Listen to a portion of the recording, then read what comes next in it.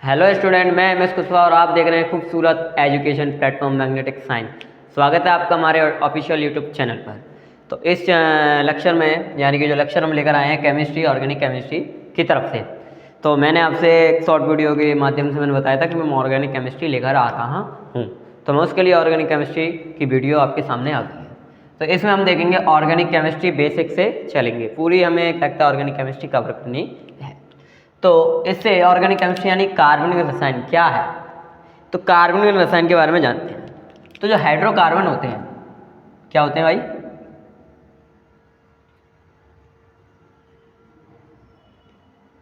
Hydrocarbon, ठीक है, और इनके व्युत्पन्न,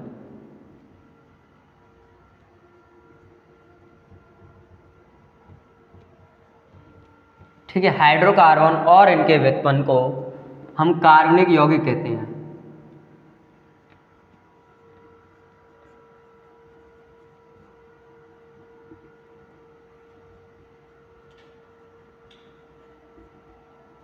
यौगिक कहते हैं। और इनका अध्ययन कार्बनिक रसायन कहलाता है, यानी कि जिसके बारे में हम पढ़ेंगे, यानी कि इनका यहाँ पर हम अध्ययन करते हैं वो कार्बनिक रसायन है तथा, ठीक है, तथा इनका अध्ययन कार्बनिक रसायन कहलाता है। क्या कहलाता है? कार्बनिक रसायन। डेफिनेशन कोई नहीं पूछेगा, चिंता की कोई बात नहीं है, बस एक पता होना चाहिए कार्बनिक रसायन होता क्या है।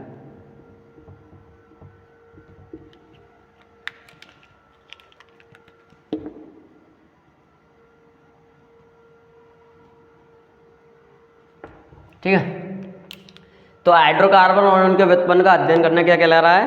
आपका कार्बन। जैसे हम बात करें, ये हमारा हाइड्रोकार्बन हो गया। अब इसके हम व्युत्पन्नों की बात कर सकते हैं सेम तरीके से, ठीक है, अलग अलग टाइप के। इसका व्युत्पन्न जैसे यानी कि इसका प्रतिस्थापन, हाइड्रोजन है, इसका प्रतिस्थापन हेलोजन से करा दो आप, तो हेलो एल्किन। एमीन से करा दो तो एमीन का ग्रुप का बनेगा, है ना। कार्बोक्सिलिक अम्ल से करा सकते हो, एल्कोहल से करा सकते हो, यानी कि जो आपने फंक्शनल ग्रुप लिया है उसका प्रतिस्थापन आप हाइड्रोजन से करा देते हैं। तो यानी कि ये सब जो कंपाउंड्स आपको यहाँ पर दिखाई दे रहे हैं, ये सब आपको यहाँ पर जो दिखाई दे रहे हैं, ये सब आपके क्या होते हैं? ऑर्गेनिक कंपाउंड यानी कार्बनिक यौगिक।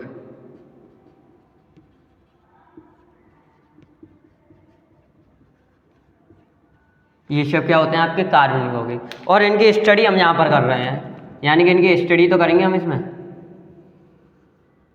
तो स्टडी हम यहाँ पर करेंगे इनकी, वही हमारा कार्बनिक रसायन होगा। समझ में आई? ठीक है, अब आगे चलते हैं। तो यहाँ पर एक इन्फॉर्मेशन दे दूँ मैं आपको। अगर मैं बात करूँ कि आपको पता होना चाहिए प्रथम कार्बनिक यौगिक,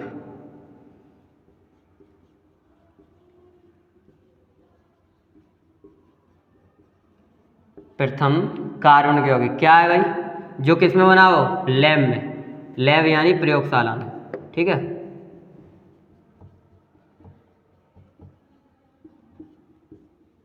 प्रयोगशाला में बना, ठीक है। तो प्रथम कार्बनिक यौगिक जो प्रयोगशाला में बना हो वो है बेटा आपका यूरिया। क्या है? Urea. Urea is the correct answer of this question. And what is the formula of urea? तो डेट इज NH2CO NH2। ये आपका और यूरिया का क्या हो जाता है? फॉर्मूला हो जाता है। यानी कि आपको यूरिया का फॉर्मूला पता होना चाहिए, क्योंकि आप बिलियन वाला चैप्टर पढ़े होंगे तो उसमें यूरिया का मोलर मास यानी कि अणुभार पूछता है तो वो 60 होता है, तो हम यहाँ से निकालते हैं, ठीक है। अब इसके कारण एक छोटा सा मैं एक चीज़ बताना चाहता हूँ। ऑर्गेनिक केमिस्ट्री में जब हम पढ़ेंगे single bond, double bond, triple bond, ये सब हम पढ़ने चाहेंगे, तो यहाँ पर एक सिंगल, डबल और ट्रिपल के लिए हम सिग्मा और पाई बॉन्ड का यूज करते हैं। तो वो किस में क्या होता है? जैसे मान लो आपका सिंगल बॉन्ड है, यानी जिसे हम हिंदी में बोलते हैं एकल बंध, फिर आपका आ जाएगा द्विबंध, फिर आपका आ जाएगा त्रिबंध, ठीक है। यानी कि single bond, double bond, triple bond. तो बॉन्डों की बात करें, यानी कि यहाँ सिंगल बॉन्ड होगा, यहाँ डबल बॉन्ड होगा और यहाँ ट्रिपल बॉन्ड होगा। ठीक है। तो यहाँ इन्फॉर्मेशन ये ना चाहता हूँ कि इसमें पाई और सिग्मा बॉन्ड कितने होते हैं। तो एकल बंध में हमेशा एक सिग्मा बॉन्ड होता है। क्या होता है? एक सिग्मा बॉन्ड होता है। ठीक है। द्विबंध में एक सिग्मा बॉन्ड होता है और एक पाई बॉन्ड होता है। ठीक है, कोई प्रॉब्लम? द्विबंध में एक सिग्मा बॉन्ड हो गया और दूसरा हो गया पाई बॉन्ड। त्रिबंध में एक सिग्मा होता है और दो पाई बॉन्ड होते हैं। क्या होते हैं भाई? दो पाई बॉन्ड्स होते हैं। ये यानी कि बात करें, हम एक एग्जांपल ले लेते हैं आपके लिए।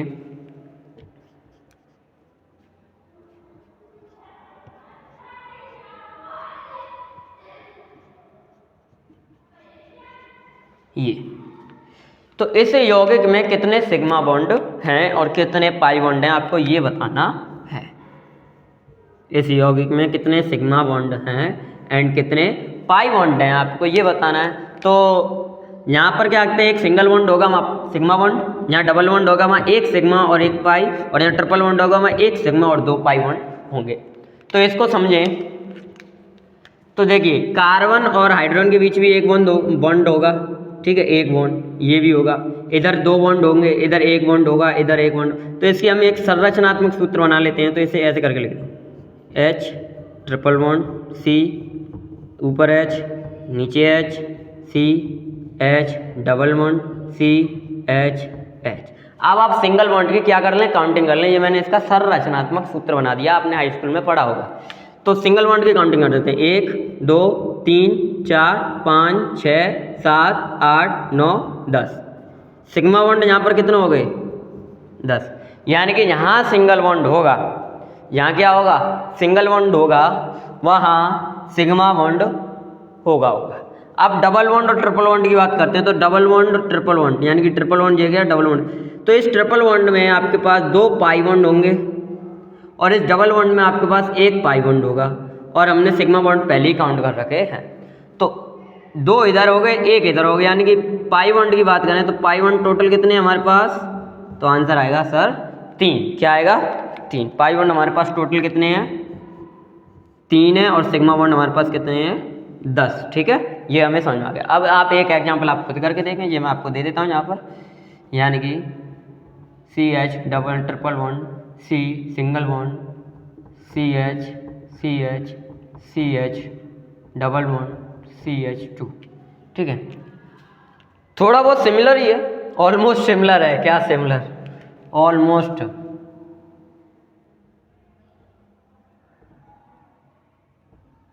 थोड़ा चेंज कर दें वरना अब ठीक रहेगा। ठीक है, अब मैं आपको ये बताना है मुझे कमेंट में कि इसमें कितने सिग्मा बॉन्ड हैं और कितने पाई बॉन्ड हैं। ठीक है, बात समझ में आई आपको? ठीक है, इसके बाद हम चलते हैं थोड़ा विद्युत ऋणात्मकता की तरफ। तब तक मैं इसको करता हूँ साफ। ठीक है, वीडियो पर आप बने रहें। तो अब देखते हैं विद्युत ऋणात्मकता। ये जानना बहुत जरूरी है ऑर्गेनिक केमिस्ट्री में, विद्युत ऋणात्मकता। ठीक है, तो इसको समझते हैं। जो सिग्मा बॉन्ड्स के इलेक्ट्रॉन होते हैं, अपनी तरफ खींचने की प्रवृत्ति को विद्युत ऋणात्मकता कहते हैं। मान लीजिए हमारे पास दो ऐसे कंपाउंड्स हैं, ठीक है, जो सिंगल बॉन्ड से, यानी कि एक तरीके से A और B, ठीक है, आपको दिखाई दे। तो ये किससे जुड़े हुए हैं? ये दोनों आपस में जुड़े। तो मैं एक काम करता हूँ, इसका चार्ज ऐसे कर देता हूँ। तो इधर आ गया आपका पॉजिटिव और इधर आपके आ गया नेगेटिव, यानी कि पार्शियल पॉजिटिव, एक हो गया पार्शियल नेगेटिव। ठीक है, यानी कि जिससे क्या हुआ, इधर हो गया पॉजिटिव और इधर हो गया नेगेटिव। ठीक है, तो विद्युत ऋणात्मकता इधर किसकी ज़्यादा है? इधर विद्युत ऋणात्मकता किसकी ज़्यादा है? तो आप यही कहेंगे सीधी सीधी बात है, सर B की ज़्यादा है, क्योंकि B की तरफ इलेक्ट्रॉन आए हैं। तो यानी कि नेगेटिव किसकी ज़्यादा हो जाएगी? A आपकी हो जाएगी B की, और कम किसकी हो जाएगी? A की। तो जो सिग्मा बॉन्ड के जो इलेक्ट्रॉन है उसको अपनी तरफ कौन खींच रहा है? B खींच रहा है, तभी तो इसके पास पार्शियल कौन सा आ गया? नेगेटिव आ गया। तो सिग्मा बॉन्ड के इलेक्ट्रॉन को अपनी तरफ खींचने की प्रवृत्ति को विद्युत ऋणात्मकता कहते हैं। यानी कि अब B कैसा हो गया? ऋणात्मक हो गया। ठीक है, अब यहाँ पर संकरण की बात करें तो विद्युत ऋणात्मकता है वो संकरण के समानुपाती होती है। यानी कि Sp की बात करें तो Sp किस में लगता है? ट्रिपल बॉन्ड में। Sp2 किस पे लगता है? डबल बॉन्ड में। Sp3 किस पे लगता है? सिंगल बॉन्ड में। तो सबसे ज़्यादा इसकी हो जाएगी sp की, sp संकरण की, सबसे कम उससे कम sp2 संकरण की, और उससे कम sp3 संक्रमण की विद्युत ऋणात्मकता होती है। ठीक है, यहाँ से अब आगे चलते हैं हम थोड़ा सा।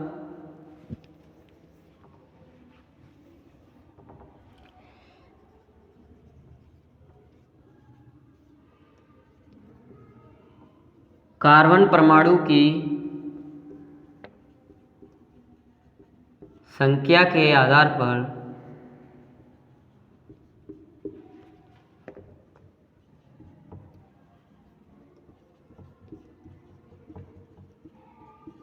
हाइड्रोकार्बन का प्रकार।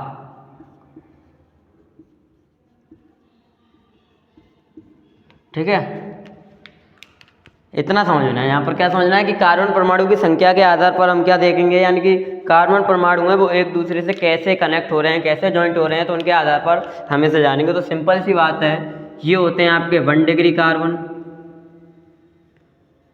2 डिग्री कार्बन, 3 डिग्री कार्बन और 4 डिग्री कार्बन।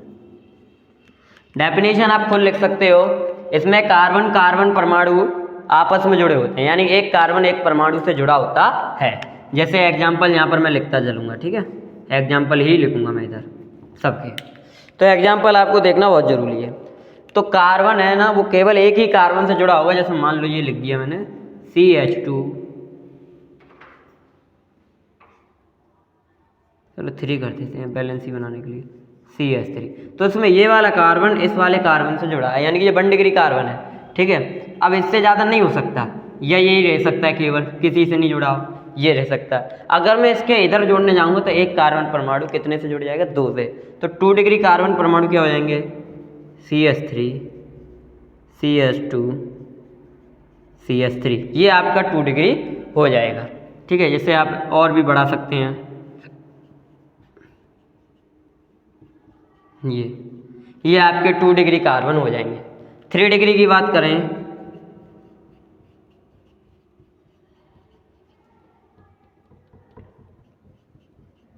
तो इसमें एक कार्बन परमाणु, कौन सा कार्बन परमाणु, ये मिड में है ना, ये कार्बन परमाणु कितने कार्बन से जुड़ रहा है, 1 2 3, 3 कार्बन से जुड़ रहा है, तो इसलिए 3 डिग्री कार्बन होगा। इसके आप कई सारे एग्जाम्पल ले सकते हैं, थोड़ा बड़ा चढ़ाकर।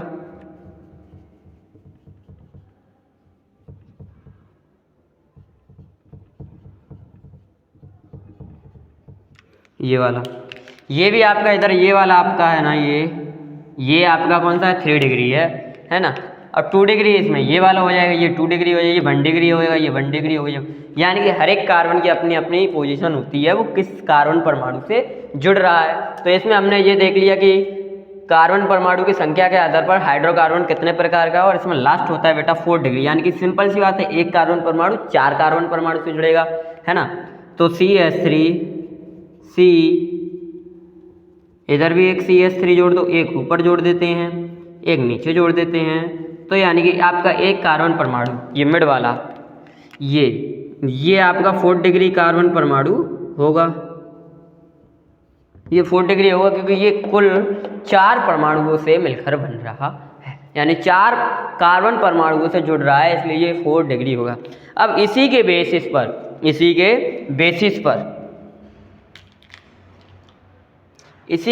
पर जो आपके जो हाइड्रोजन है, वो जिस कार्बन से जुड़ा होता है, तो उस कार्बन की डिग्री है वही हाइड्रोजन की डिग्री होती है। मीन्स क्या है, जैसे मैं बात करूं इस वाले हाइड्रोजन की कोई डिग्री बताएं मुझे, तो आप ये कहोगे सर ये वाला कार्बन है वो 3 डिग्री है, तो ये वाला हाइड्रोजन भी 3 डिग्री हाइड्रोजन होगा। अगर सर मुझे ये वाला बता दीजिए, ये वाला हाइड्रोजन कितने डिग्री होगा, तो आप बताएं ये वाला कार्बन 2 डिग्री है, तो इसके ये दोनों हाइड्रोजन भी कितने होंगे, 2 डिग्री होंगे। आपसे कोई कहे सर इसका मुझे कोई इस पे लगा हाइड्रोजन का डिग्री बताइए, तो बेटा आप ध्यान से देखें, इस पर कोई हाइड्रोजन नहीं लगा है, यानी कि 4 डिग्री हाइड्रोजन नामक कोई चीज़ होती ही नहीं है। यानी कि कहाँ तक चलती है, केवल 3 डिग्री हाइड्रोजन तक ही ये चीज़ सीमित है। इसी के बेसिस पर आप एमीन एल्कोहल पर जा सकते हैं, फॉर एमीन, ठीक है। यानी कि एमीन भी 1 डिग्री एमीन है ना। 1 डिग्री एमीन क्या होगा, तो मार्कर ले लेते हैं, और 1 डिग्री एमीन ये लिखते चलें आप सब, अच्छा रहेगा। 1 डिग्री एमीन यानी कि यहाँ पर ये हो जाएगा CH3NH2, यानी यहाँ पर जो क्या आता है एमीन समूह है वो केवल और केवल एक कार्बन परमाणु से जुड़ा है। ठीक है, अब 2 डिग्री क्या होगा, 2 डिग्री एमीन है ना। 2 डिग्री एमीन क्या होगा, जो यहाँ पर हम अभी देख लेते हैं क्योंकि IUPAC नेम वगैरह हम देखेंगे तो सब कुछ यहाँ क्लियर करके चलना है हमें, ताकि हम किसी भी प्रकार का नेम बना सकें। तो 2 डिग्री एमीन क्या हो सकता है, तो एग्जाम्पल वही लेंगे आप CH3 यानी कि एक हाइड्रोजन परमाणु, कितना, एक हाइड्रोजन सॉरी नाइट्रोजन जो एमीन है वो कितने कार्बन परमाणु से जुड़ेगा, 2 से जुड़ेगा, तभी ये कितना बनेगा, 2 डिग्री। अब 3 डिग्री की बात करें तो ये आपका 3 डिग्री एमीन, यानी कि एक एमीन समूह आपका कितने से जुड़ेगा, तो आप कहेंगे सर 3 कार्बन परमाणु यानी कि 3 एल्किल समूह से जुड़ेगा, तो ये आपका 3 डिग्री बनेगा। अब आप आंसर 4 डिग्री बता दीजिए। तो बेटा नाइट्रोजन की संयोजकता के लिए केवल 3 ही हाइड्रोजन होते हैं। ठीक है, यानी कि अमोनिया से अगर एक हाइड्रोजन हटा दूंगा तो एमीन बनाता है, तो उसमें केवल 3 ही बॉन्ड बनाने की क्षमता है, तो वो 4 डिग्री कहाँ से बनाकर लाएगा। तो ना तो मैं उसको दान दे सकता हूँ ना आप उसको दान दे सकते हैं। दान देने की बात रहेगी तो धीरे धीरे आपको दान देना भी आ जाएगा। ठीक है, तो यहाँ पर आपने इसके लिए देख लिया सेम फॉर किसके लिए, एल्कोहल के लिए, सेम फॉर एल्कोहल के लिए बात करें तो देखिए 1 degree alcohol, 2 degree alcohol, 3 degree alcohol. कैसे, तो 1 डिग्री एल्कोहल में ये कहेंगे एल्कोहल समूह 1 डिग्री वाले कार्बन से जुड़ा होगा तो 1 डिग्री एल्कोहल समूह 2 डिग्री कार्बन परमाणु से जुड़ा होगा तो 2 डिग्री, एल्कोहल समूह 3 डिग्री कार्बन परमाणु से जुड़ा होगा तो 3 डिग्री। यानी कि एग्जाम्पल मैं लिख देता हूँ, एग्जाम्पल की कोई मैं कटौती नहीं करूँगा। तो एग्जाम्पल आपको हो जाएगा CH3OH, यहाँ पर OH समूह 1 डिग्री से जुड़ा है। ठीक है, CH2 CH और ये आपका CH3 और ये आपका OH, ये आपका 2 डिग्री होगा, ये कार्बन एक इधर और एक इधर यानी 2 डिग्री। अब आपका रह गया 3 डिग्री, तो 3 डिग्री, तो 3 से मैं इसको जोड़ देता हूँ यानी कि ये आपका कार्बन 3 डिग्री और इस पर मैंने जोड़ दिया OH, तो ये आपका 3 डिग्री हो गया। एग्जाम्पल आपको समझ में आ गए होंगे, डिग्रियाँ चीज़ समझ में आ गई होंगी, तो ये क्या डिग्री होती हैं। अब हम चलते हैं थोड़ा संरचनात्मक सूत्र बनाना, आबंध रेखा, पूर्ण संरचनात्मक। ठीक है, तो उसके लिए बने रहे। अब देखते हैं, थोड़ा सा आगे चलते हैं, कार्बनिक यौगिक का संरचनात्मक निरूपण। ठीक है, इसमें हम देखते हैं अणु सूत्र क्या होता है। सब चीज़ का अणु सूत्र पता होता है हमें, ठीक है, लेकिन किसका अणु सूत्र क्या होता है ये नहीं पता। तो अणु सूत्र जानते ही क्या है, अणु सूत्र कुछ नहीं करता है। मान लो कोई भी कार्बनिक यौगिक है,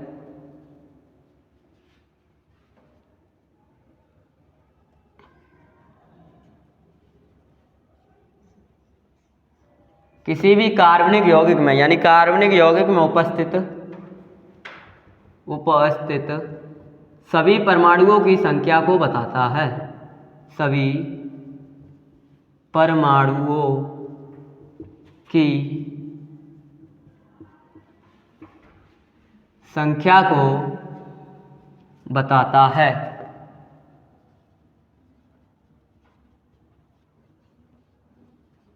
किंतु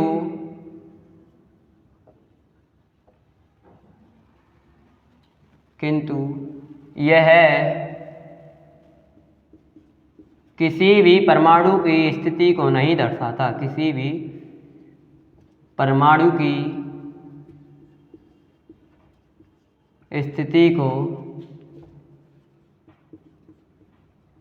नहीं दर्शाता है।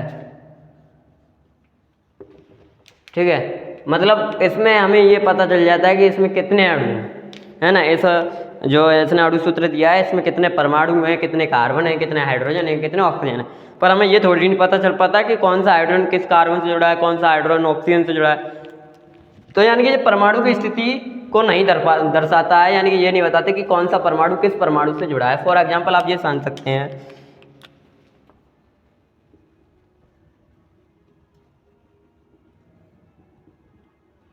जैसे मैंने लिख दिया C2H6, ये लिख दिया है ना।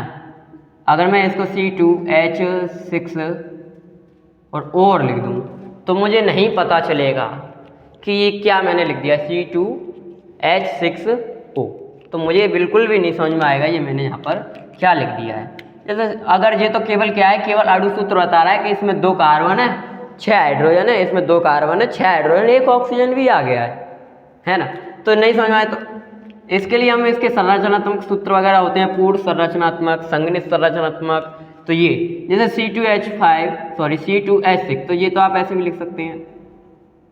हाँ, अब हमें समझ में आ जाएगा, यानी कि ये आपका मैथेन में से आया है, यानी कि एल्केन में से आया है, यानी कि इसका नाम एथेन है ना। अब इसको देख लो, तो ये आपका C2H5OH, यानी कि अब यहाँ से हमें समझ गया ये एल्कोहल वाला है। हमने मान लिया, अभी और कुछ भी हो सकता है, हमें क्या पता क्या हो सकता है, ठीक है। तो केवल इसमें क्या बताता है, ये केवल अणु सूत्र की पोजीशन नहीं बताता, ये केवल और केवल बता पाता है तो अणुओं की संख्या यानी परमाणुओं की संख्या को बताने में हेल्प करता है, ये स्थिति को नहीं बता पाता। बात समझ में आ गई होगी। अब हम चलते हैं पूर्ण संरचनात्मक सूत्र, यानी कि ये मतलब संरचनात्मक सूत्र क्या होता है, इसमें कार्बन और हाइड्रोजन के मध्य जो बॉन्ड बनता है, कार्बन हाइड्रोजन बॉन्ड, उसे भी यहाँ पर दर्शाया जाता है। जैसे सपोज डेट यही वाला एग्जांपल ले लेते हैं, CH3, तो यहाँ पर क्या कहते हैं, पूर्ण संरचनात्मक सूत्र इसका लिखना है तो हमें कार्बन और हाइड्रोजन के मध्य बनने वाले बॉन्ड को भी यहाँ दर्शाना पड़ेगा। जैसे कार्बन कार्बन, अब इस कार्बन के पास 3 है हाइड्रोजन, इस कार्बन के पास भी 3 है हाइड्रोजन, तो यहाँ लगा दीजिए, शर्माइए मत, ठीक है। तो यानी कि ये है आपका पूर्ण संरचनात्मक सूत्र। मान लो हमने कुछ लिखा CH3CHO, ये लिखा है ना, एसिटिल्डिहाइड का फॉर्मूला मैंने यहाँ पर राइट करके दिखा दिया है। तो इसके पीछे हमें कुछ नहीं करना है, इसका पूर्ण संरचनात्मक सूत्र लिखेंगे तो कार्बन और कार्बन तो हमें दिखाई दे रहे हैं। इस कार्बन पर 3 हाइड्रोजन है तो 3 बॉन्ड इसके हाइड्रोजन लगा दो। इस कार्बन के पास 1 हाइड्रोजन है, ठीक है, और बाकी का आपका डबल बॉन्ड के साथ ऑक्सीजन लग गया, यानी कि इसका ये पूर्ण संरचनात्मक सूत्र है ये आपका, ठीक है, ये होता है। अब संगनित संरचनात्मक सूत्र क्या है, तो उसको आप इससे लिख सकते हैं, या मान लो आपने यही लिख लिया बड़ा सा, इसको इसमें लिख दो। इसमें केवल कार्बन कार्बन परमाणु के मध्य बनने वाले कोण को दर्शाया जाता है। किसमें, संगनित संरचनात्मक सूत्र में इसमें केवल कार्बन और कार्बन के मध्य बनने वाले कोण को दर्शाया जाता है। और इसमें हम क्या कह सकते हैं, इसमें कार्बन और हाइड्रोजन के मध्य बनने वाले कोण को दर्शाया जाता है, ठीक है। तो इसका एग्जांपल ले लेते हैं। मान लो हमने लिखा है H,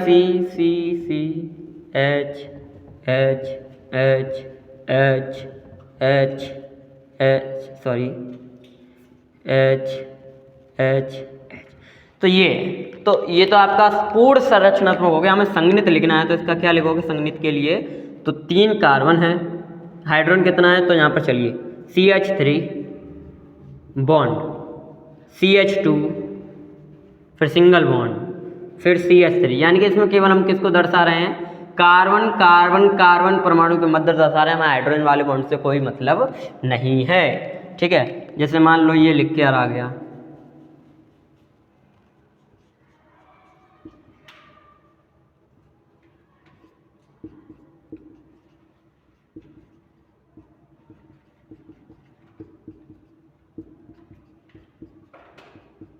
इतना लिखकर आ गया, इसका आपको लिखना है तो कुछ नहीं करना है, हमें केवल कार्बन, देखो कार्बन कार्बन कार्बन कार्बन ये हैं, बस इनका संरचनात्मक सूत्र लिखना चालू कीजिए, कार्बन कार्बन कार्बन और नीचे कार्बन और ऊपर लगा OH। इस वाले के पास थोड़ा इसको बैलेंस कर दें, बैलेंस करने में प्रॉब्लम हो गई, ठीक है। इस वाले के पास आपके पास 1 2 3 हाइड्रोजन 3 लगा दीजिए, इस वाले के पास नीचे वाले के पास भी 3 हाइड्रोजन 3 लगा दीजिए, इस ऊपर वाले के पास भी 3 हाइड्रोजन 3 लगा दिए, हो गया आपका ये। बस ये होता है आपका संगनित संरचनात्मक सूत्र, ठीक है। आगे चलिए, आबंध रेखा संरचनात्मक सूत्र। देखिए कभी कभी क्या होता है, कुछ ज़्यादा बड़े अणु होते हैं, जैसे मान लो यही वाला समूह है, ये मुझे बहुत लिखने में आलस आ रहा है तो मैं कुछ नहीं करूँगा, मैं इसको ऐसे करके लिख दूँगा, ये प्लस का साइन बनाऊंगा OH। तो ये बहुत सिंपल पड़ता है, लेकिन आपको इसके लिए जानना पड़ेगा ये क्या चीज़ बता रहा है। तो केवल आप इसको मेरी एक बात से समझ लो, यहाँ पर रेखा एक दूसरे को काटे, यहाँ पर रेखा मुड़ जाए, वहाँ एक कार्बन होता ही होता है, वहाँ क्या होता है, एक कार्बन होता ही है। यानी कि इसमें आबंध रेखा क्या है, इसमें कार्बन और कार्बन के मध्य बनने वाले बॉन्ड के ही द्वारा संरचनात्मक सूत्र दर्शाया जाता है। जैसे ये लिख दिया मैंने, इससे ग्रीन को थोड़ा दूर रखें अभी।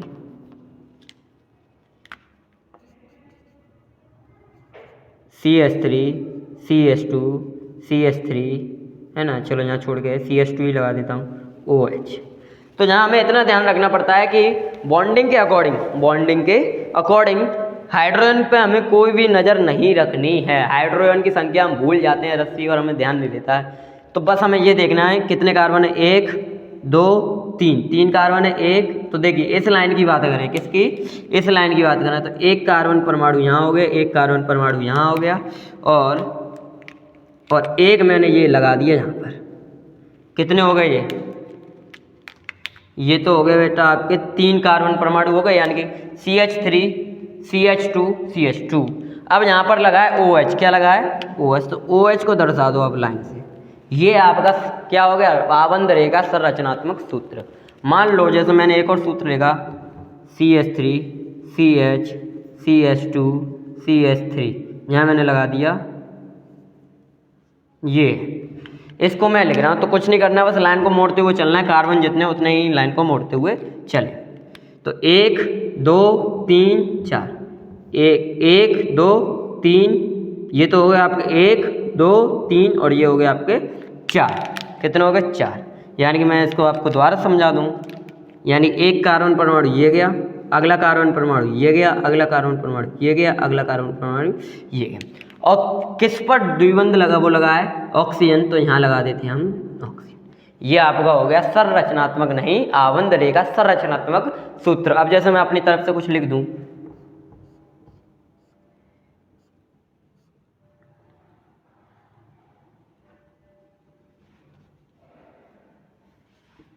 ये लिख दिया मैंने, तो मैं इसका क्या लिखने जा रहा हूँ, सूत्र लिखने जा रहा हूँ। तो कुछ नहीं करना है, बस आपको वो गुण है, मोड़ कितनी आ रही है, 1 2 3 4। ये वाले बॉन्ड पर ना जाए, ये केवल क्लोरीन का बॉन्ड है। तो 1 2 3 4, तो 1 2 3 4 बना दिए। पहले पे इसके मध्य, यानी पहले और दूसरे के मध्य द्विबंध, ये खाली रहेगा, इसके और इसके मध्य द्विबंध, ठीक है। अब कार्बन की संख्या आप खुद लगाना जानते हैं कि हाइड्रोजन की संख्या आप खुद लगाएंगे, क्योंकि आपको ध्यान होना चाहिए कि कार्बन के पास 4 संयुक्त होती हैं, तो जितनी संयुक्ता कंप्लीट होगी बाकी हाइड्रोजन बचे होंगे। तो जैसे, तो यहाँ पर देखिए पहले पर 2 आपके बॉन्ड लगे हैं, यानी कि इसके पास 2 ही हाइड्रोजन बचे होंगे। 3 बॉन्ड लगे हैं तो इसके पास 1 हाइड्रोजन, 3 बॉन्ड लगे हैं इसके पास भी 1 हाइड्रोजन। अब इस कार्बन के पास 2 बॉन्ड लगे हैं, एक Cl लगा है, एक Cl भी लगा है, तो बचा क्या, 1 हाइड्रोजन, ठीक है।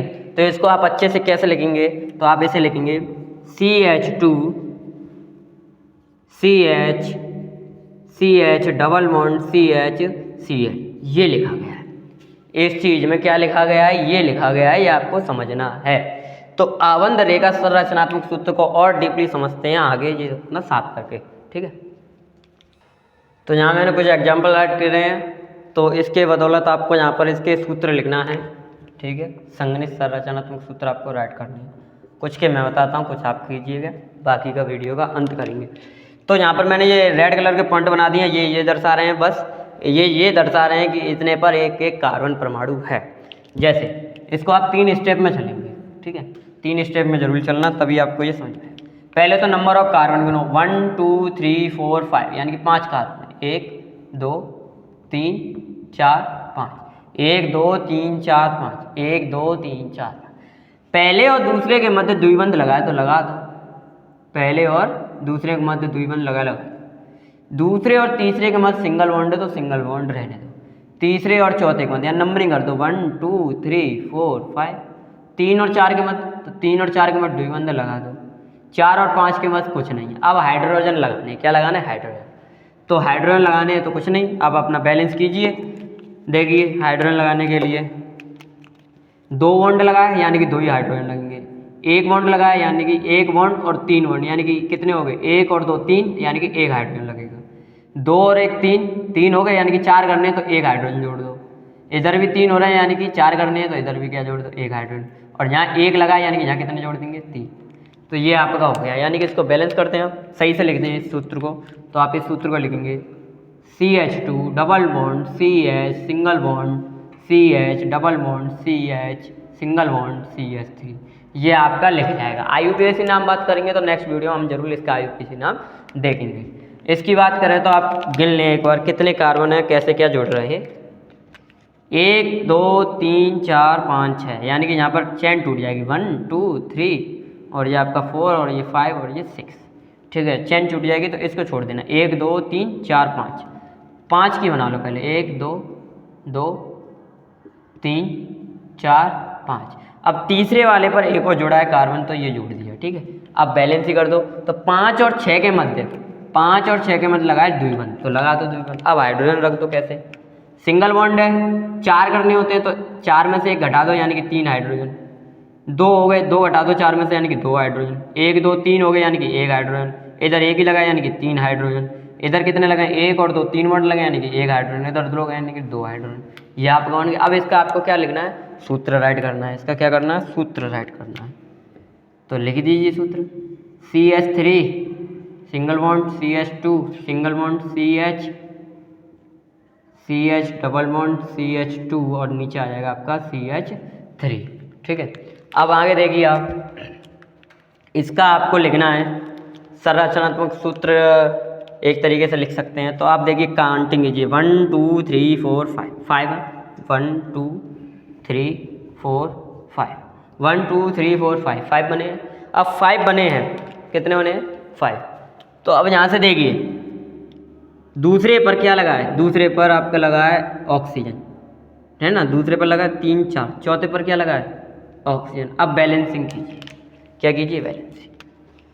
एक बंड लगाए यानी कि 3 हाइड्रोजन यहाँ लगानी पड़ेंगी। 1 2 3 4 कंप्लीट, 1 और 2 तो यानी कि 2 हाइड्रोजन लगा दीजिए। 1 2 3 4 कंप्लीट, 1 बचा है यानी कि यहाँ लगा देंगे 3, यानी कि इसका क्या बन जाएगा, इसका CH3C double bond single bond, इसके ऊपर कीटोन नामक समूह जोड़ दो।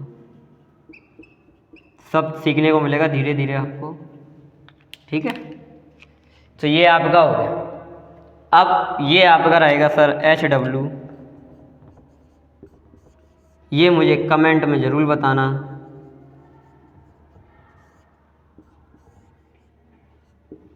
ठीक है।